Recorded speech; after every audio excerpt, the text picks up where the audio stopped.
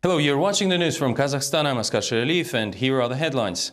Parliament criticizes the government for areas under development and poor planning of the state budget. The MPs propose the cabinet to resign. Opposition is holding numerous picquets across the country, demanding the authorities to release information about the whereabouts of Vladimir Kozlov.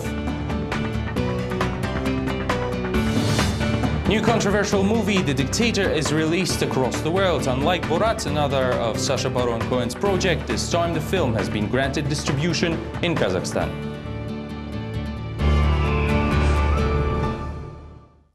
On Friday, around 20 residents of Zhanaozen appealed to the mayor asking for help with their problems. People say that after December riots and during the subsequent trial, they've been subjected to constant pressure from the authorities. Zhanaozen residents asked the head of administration to set up an improvised office for them, where they could come and share the latest information on trials and hearings, and where people could personally investigate the events of December last year. City residents also requested a transfer to Aktau on the day when the verdicts will be pronounced for 37 Zhanaozen residents and policemen. The victims and their families proposed to the city mayor to erect a monument to all those who suffered during the riots. People want to spread the word so that all Zhanaozen residents could come and gather in the office and share the information. The issue about the fate of a little girl who died at the square should also be addressed. Her fate is still unknown.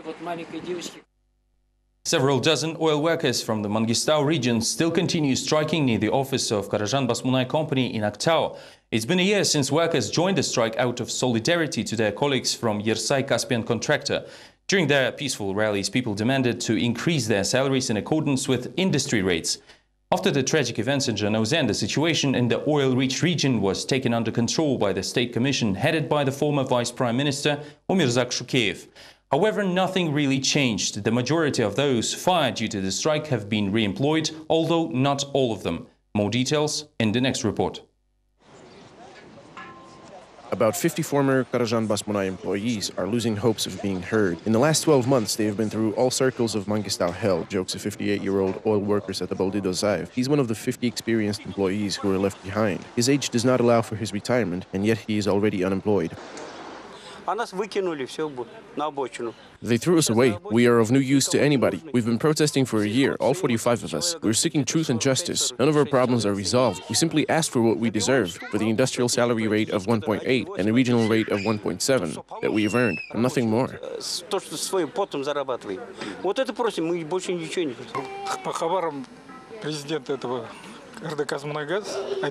On Khabar TV, the president of ENP Kazmunay Gaz, Aydarbayev, reported about 100% employment. And what about 50 of us here? Don't they take us into account? A year ago, about 1,000 oil workers of Kazakh-Chinese Karajan Basmunay Oil Company went on strike after following the workers of Yersay Caspian contractor of Kurik Port Town. They demanded to improve the intolerable working conditions and raise wages. At first, they appealed to executives of the company, then the local authorities, later to the Prime Minister and the President. Yet they had no luck.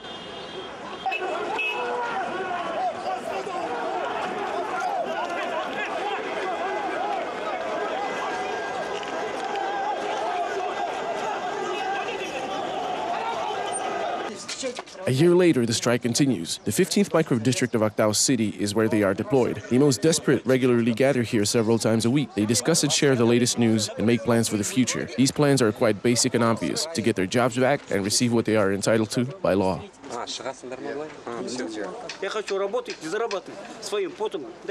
I want to work and earn money, but I can't. As you know, we will be held accountable for getting paid without doing anything. We're not going to be paid for no work. Therefore, we are protesting.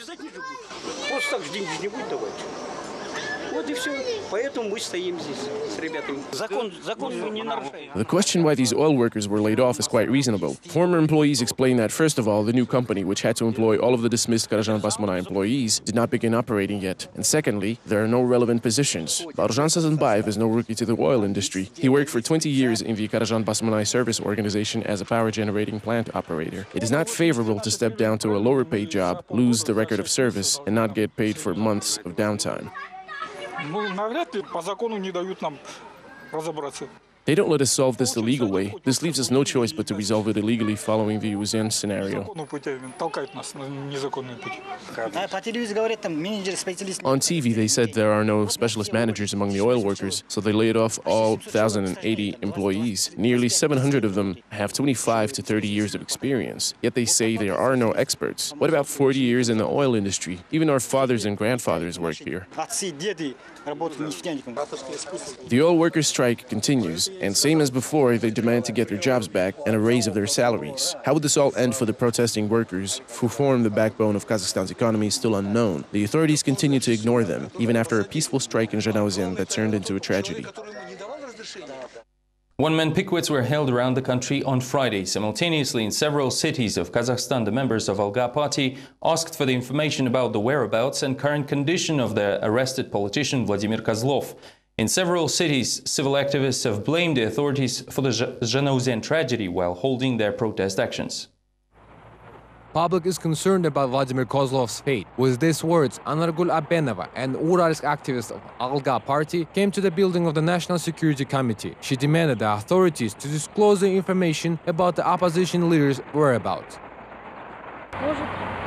Perhaps they locked him up to sever his connections with his lawyer. Maybe he's tortured someplace. What if he's not alive? Fatima Kasyanova, a family activist, also tried to find out where the arrested politician is kept now. Zhenis Dozhanov, an Alga activist from Shymkent, filed a petition to the first head of the National Security Committee in the South Kazakhstan region. The petition demands to close all political cases, stop persecuting the opposition, and disclose the whereabouts of Vladimir Kozlov. As of today, neither the lawyer nor his wife, family or other activists are aware of his whereabouts. It's not clear whether he's dead or alive. Maybe he's tortured. No one heard from him. Juan Bolotov, a public activist, came to protest near the building of the National Security Committee in Almaty. He says that no one heard from the arrested politician since law enforcement reported that he's been transferred from Almaty to West Kazakhstan. We are worried that he might be subjected to tortures. Maybe he is forced to admit to terrorist charges. That is the reason I'm here. I want a detailed answer as to where he is now, what his psychical condition and moral state.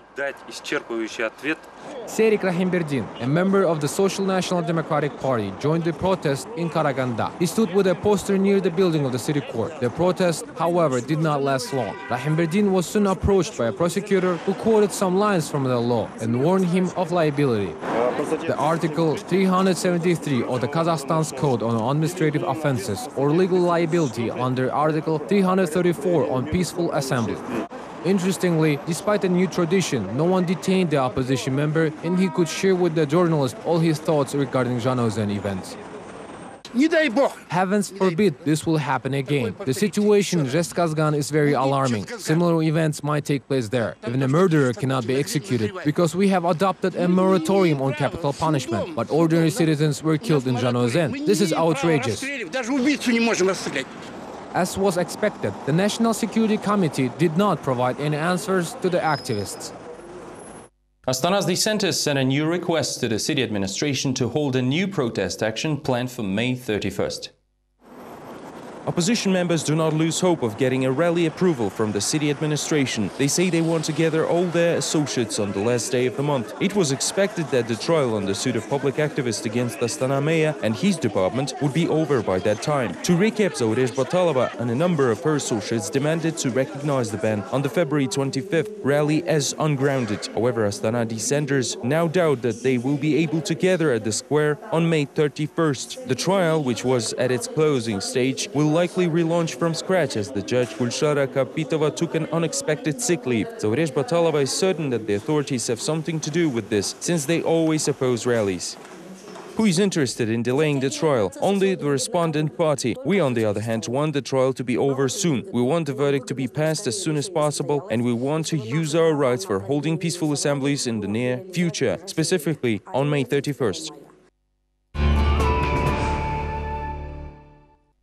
Dismiss the cabinet. This unexpected demand was voiced on Friday by the members of the Kazakhstan's parliament during the presentation of 2011 budget reports. The request appealed due to the serious criticism made by the audit committee. The report of the chairman of the audit committee caused serious outrage within the parliament. Omarkhan Oksikbayev heavily criticized the government for the arrears to the budget caused by tax revenues and the improper planning government budget. The undeveloped record-breaking amounts were the highlights of his report. Despite the fact that the national budget execution was carried out within the terms of double and multiple adjustments in the fiscal year, $292.1 million remained unreclaimed. Compared to 2010, the amount went up 15%. Auditors identified more than $21.5 million of unexpended funds only within one employment program of the Ministry of Labor and Social Security. This is despite the fact that the department report by Gulshara Abdukalitova clearly indicated that all funds were well spent. All in all, the Accounts Committee has counted more than $1.8 billion worth of violations of budgetary legislation. The MPs, shocked by Omarkhan Oksikbayev's speech, even offered the cabinet to resign. Mukhtar Tinikeyev, who advanced the idea, questioned with anger, why do the finance and economy ministries allow for such mistakes year after year? It looks like we approve the budget that can be easily executed later on. That's because the plan encompasses only about 30 or 40% of their capacities, so there's a lot of room left there. Later they come here and say they implemented a plan by 102%. Well, that was only possible because they have earlier planned at 40% of their capacity. Failing to receive a response from the officials, the MPs began losing their temper. The tax arrears to the budget was another issue. The country is missing a quarter of the planned amount of corporate income tax. The chairman of the audit committee was criticized for the omission. In the last report, you advised the government too. Yet if they fail to act on it, we still need to come up with a solution. You, on behalf of the audit committee, and us as the parliament, together we need to resolve this issue somehow. You cannot expect much from the audit committee, reminded Omarkhan Oksikbayev. They have no leverage to impose sanctions against the budget plunderers. Officials can only pass the materials to appropriate authorities if there is evidence of a crime. For this reason, the chief auditor of the country offered to establish a unit with punitive authority within the committee. But this requires the approval of the legislators. Yet they simply ended session after conducting intense debates. In the meantime, Social Democrat Petr Svoik is not surprised by the statements of the MP Tinikeyev. The utilization of Kazakh budget has long been in need of revision. Svoik doubts the government will resign following what Tinikeyev had to say, but the experts doesn't rule out the possibility that this still might happen earlier than expected. The main problem is that vacant chairs will be filled by the same well-known officials and the political and economical situation will remain unchanged. Surely this will not happen on Tinikeyev's order, and it will not happen as soon as expected by everyone. One thing is clear, Mr. Nazarbayev will need to take this step because the head of administration, Prime Minister, National Bank Chairman and Samruk-Kazyna Fund head, they all see no progress right now. But no matter what happens, it will still be the same deck. Ultimately, there is nothing that he can add to it. The outrage of the MPs has forced public revelations on the part of the head of the audit committee. Omarkhan Oksikbayev admitted that his department does not control the expenditures of the Samruk-Kazyna Fund, if only because the MPs themselves have made the assets of the mega holding not subordinate to the state controlling authority. There is a state within a state in Kazakhstan called Samruk-Kazyna. The statement was made on Friday by Omarkhan Oksikbayev, the chairman of the Accounts Committee. The chief auditor of the Finance Ministry admitted that his agency cannot verify the income and expenses of the state holding. Meanwhile, the assets of all national companies are accumulated right here, in the buildings nicknamed by people as money buckets. Today, we are unable to monitor the effectiveness of the holding. At the moment, our potential is limited because it's a huge state within a state. The holding is growing, and as you know, its assets are proportionate to a state budget.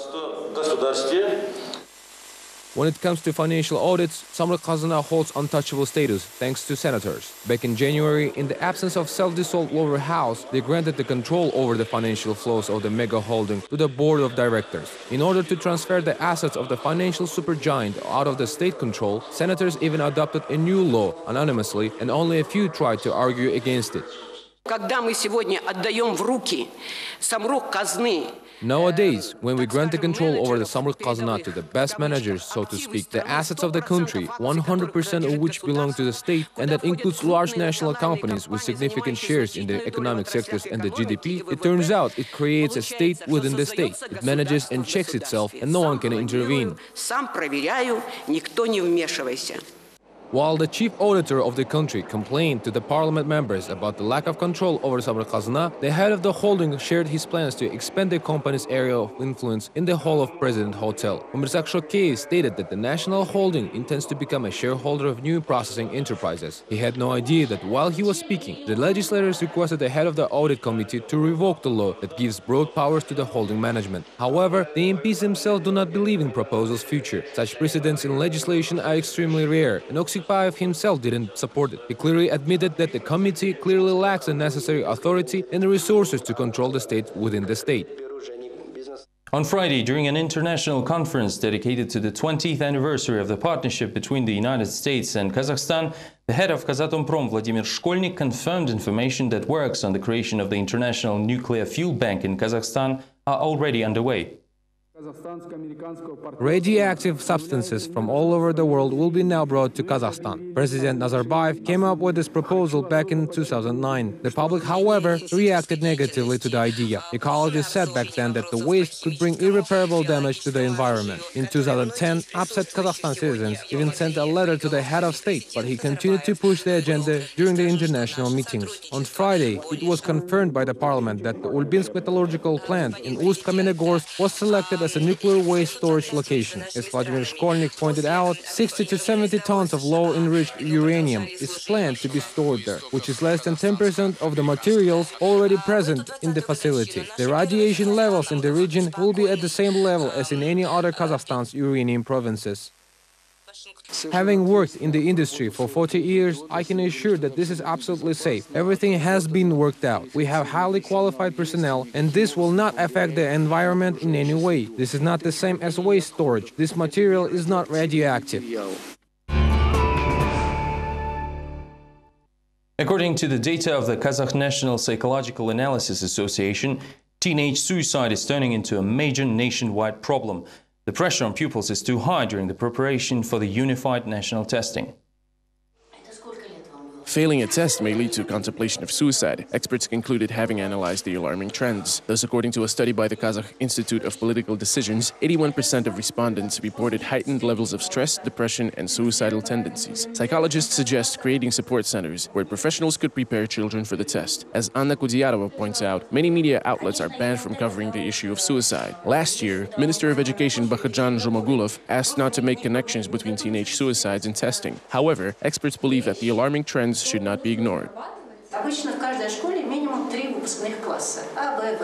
A typical high school has 3 graduating classes, and school psychologists say each class has about 30 children. Only about 5 of them come to the school psychologist to share their suicidal thoughts. But we are glad that they come and talk because they can be helped. At the same time, we are concerned about those who never appeal to school psychologists at all. In the meantime, pupils have just 2 weeks left until the UNT, and the Education Ministry claims that all the locations for holding the tests are ready. Test stations are now equipped with cell phone jammers to eliminate cheating. However, these measures have raised serious concern among the population. The Education Ministry has purchased special equipment for jamming cellular communication. It will be installed at 154 unified national testing sites. The government allocated over $10,000 for each location. When this news was reported at the roundtable of the Kazakhstan Institute of Political Decisions, the majority reacted with indignation. Parents and teachers say that graduates are already under a lot of psychological stress, and now they will be constantly watched by the National Security Committee. In addition, parents are worried that the graduates will have to experience 3.5 hours of electromagnetic radiation. In response, officials say parents have nothing to worry about. There will be no harm to children's health. Experts of sanitary and epidemiological station conducted tests in the Agro-Technical University and issued a report that the equipment has no harmful effects if it's located at some distance from people. However, representatives of Almaty health control authorities expressed their doubts after their experts have recently analyzed the capacity of the jamming equipment used in the country. The equipment has 5 watts capacity, and at 1.5 meters distance it radiates 238.5 microwatt per square centimeter. It exceeds the norm by 24 times.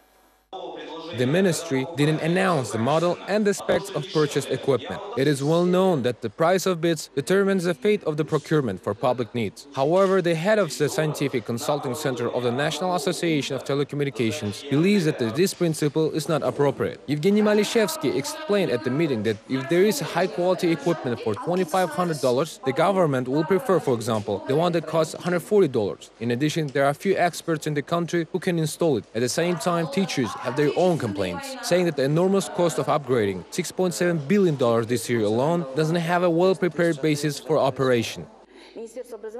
Just recently, the Education Ministry surprised us by reporting that the UNT will now include a logic section, but it did not inform us about the nature of questions in it. Our children are searching and surfing the internet for these logic questions, trying to solve these unknown problems. The ministry did not post samples of this test on its website. There is no access to this information. MP Galina Baymahanova listened to the complaints about UNT and GT, a new test for college graduates strongly opposed by teachers, parents, and students. However, she cannot do anything except sympathetically nod in response. Why the Ministry of Education did not consult with professionals, his peers and teachers about the effects of the GET when he introduced this measure? You know, colleges have their own testing system, different from GET. Graduate students prepare for this test when they work on their thesis and go through final state exams. Now they are imposed a new test in the subjects they studied a few years back. Well, this is an extraordinary situation and it should be resolved with extraordinary measures. As was noted, in the final stage of the debate, a branch of the National Society of Teachers, Arnamız, intends to take this case to the court and make sure the health control authorities run the official examination of jamming devices to determine how safe they are. Anti-zombifying helmets and cell phones wrapped in foil were used by the youth wing of Karaganda dissenters during their protest action. This way, civil activists protested against the authorities' intrusion into their privacy. His son, that is me, is being used by bad people for their ends, so he was supposed to warn me. Also, in Almaty in March, as I was told, an administrative case was initiated against me for distribution of leaflets. I said there would be serious problems. After that, of course, my father spent the evening in bed worried sick. The father was warned by anonymous people while Serikjan himself attended the protest. The young man is a member of the youth movement of the discordants and his loved ones are being used to suppress his activities. Threatening calls were received by other relatives as well, says Serikjan. The young man's mother is disabled, his father works the entire day, and Serikjan is engaged by the pressures put on his family. He believes these actions are an intrusion into his privacy and he's going to initiate a claim with the regional prosecutor office. This position is shared by the supporters who are creating an internet community anti-hero where they will post photographs of those who are spying and tracking the active youth in Karaganda. Bloggers even have wrapped their cell phones in foil to escape phone tapping and build themselves helmets to prevent zombifying. This way they are protesting the intrusion into their private lives. There are attempts to turn people into zombies. There's brainwashing and we are resistant to both zombifying and brainwashing. We want to say that we have already defined our political views and our civic position. We want to say to these gentlemen that we are not subject to their brainwashing, and for these people to understand it, we are wearing the hats that protect us from virtual pressures. Ust-Kamenogorsk City Court has rejected filmmaker Kasımkhan Bigmanov's suit against the chief editor of the local newspaper Flash. Denis Danilevsky wrote an article about Mustafa Shokay and called the historic public and political figure a fascist ally. In response, Bigmanov, the director of the Mustafa Shokay documentary, attempted to slap Danilevsky with a $30,000 suit. Apparently, I have nothing to do with Mustafa Shokay. I've devoted 10 years of my life to this work. I've learned everything there is to learn about him. And now the main character of my film is called a traitor. Kasımkhan Bigmanov has lost the lawsuit, but it's not going to give up. The journalists from Flash newspaper have insulted a historic figure and him personally, he says. Bigmanov gathered information about Shokay for many years, traveled the country and never heard anything negative about him. Denis Danilevsky, however, wrote an article after he watched the film and called Mustafa Shokay a fascist ally who was on the other side of the trench.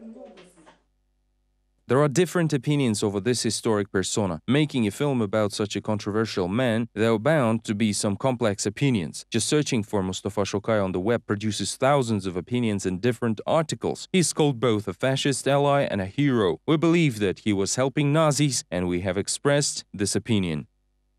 Satapaldin Arambetov, fellow director, has supported Kasimjan Begmanov. Several years ago, he produced a biopic about Shakay. Arambetov believes the journalist simply doesn't know the history. When Mustafa Shokay died on December 29, 1941, the Muslim Legion didn't even exist yet. Wali Qayyum, his right-hand man, has declared himself a Khan 2.5 months later, and only then the Turkestan Legion was formed. Mustafa couldn't even know the term. Sacha Baron Cohen's The Dictator, a new comedy about the very lost, ruthless ruler in the world, has been released internationally, including in Kazakhstan.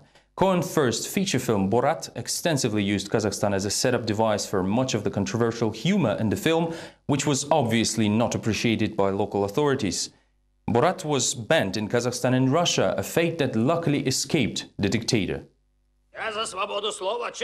In the film, the Admiral General Aladdin rules an oil-rich country of Wadiya. He's the world's last dictator, a political superstar, and a tyrant. Aladdin is quick with executions, surrounds himself with female bodyguards, owns all of his country's wealth, builds nuclear missiles, and gets 98% of the vote in elections. In his appearance, the character somewhat resembles Muammar Gaddafi, the late ruler of Libya. The creators of the film call it a heroic story of a dictator who risks his life to ensure that democracy would never come to the country he so lovingly oppresses. The Dictator, starring and co-written by Sacha Baron Cohen, was granted distribution in Kazakhstan, but was banned in Tajikistan and Turkmenistan due to having elements of terrorism, extremism, and excessive violence.